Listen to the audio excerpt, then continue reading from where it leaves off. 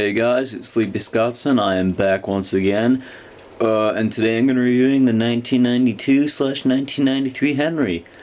First off, I want to apologize for me not having a video last Tuesday, but I was having, let's just say some internet issues and I was unable to upload. But I am back, and today, well, obviously you can see what I'm going to review, so let's get into the review. Okay. So, we have Henry here.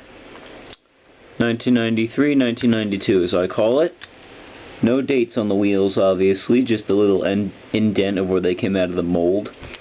What I call the Type 1 thin wheels that have the indentation in the middle. Thin wheels. Wooden bogies as opposed to nowadays where the ones that move are plastic. Typical flat magnets. Unlike, as I pointed out in my Thomas review, these are actually perfectly in line with the little thing that they attach to. No line, as I point out in my Edward review, where it would have been, where the base, I guess you would call it, would have been dropped here. Mine's a little old. There's a crack along the smoke box, but, you know, this thing's like almost, this thing's over 20 years old. What do you expect? This is the original style where the boiler was a lot more thin.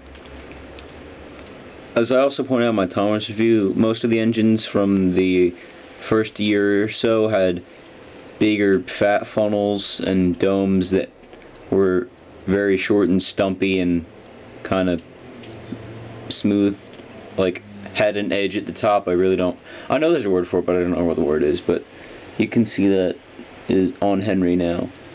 And as I pointed out before, this seems to be a common theme. The dome is taller than the funnel. Yeah. But, you know, this Henry is very basic and whatnot. You can see, obviously, where the body attached to, well, the base. The ledge there with the Widow's Peak. Also, you can tell these older items because they're not really sanded as well. You can kind of tell right there that wood's a lot rougher and not as well finished off as the newer models. Now there's the roof. You can obviously also tell that the entire thing was painted green and then black. Black was put over the top of the roof. You can kind of see that it's coming off the roof there, which is exposing the green underneath. But yeah, very basic Henry model, no stripes or anything, just the little basic red lining of the wheel arches and the cab lining. That's basically it.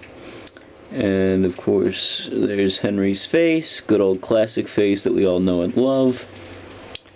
And that about does it for Henry. We'll move on to his tender. Of course, painted coal. No dates on the wheels. Staple bottom. Flat magnets.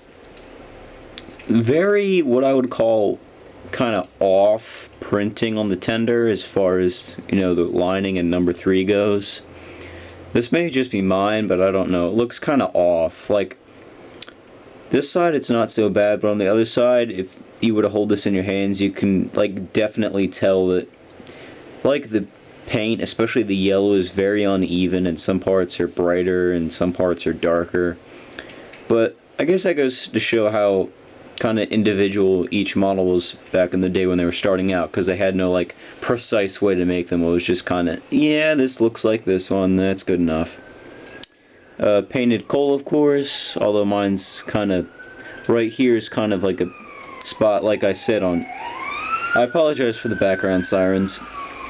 Like I pointed out, it's like on Henry's cab, it's sort of rubbing off and showing green. That's exactly what's happening with the painted coal, and you can kind of see it's rubbing off there.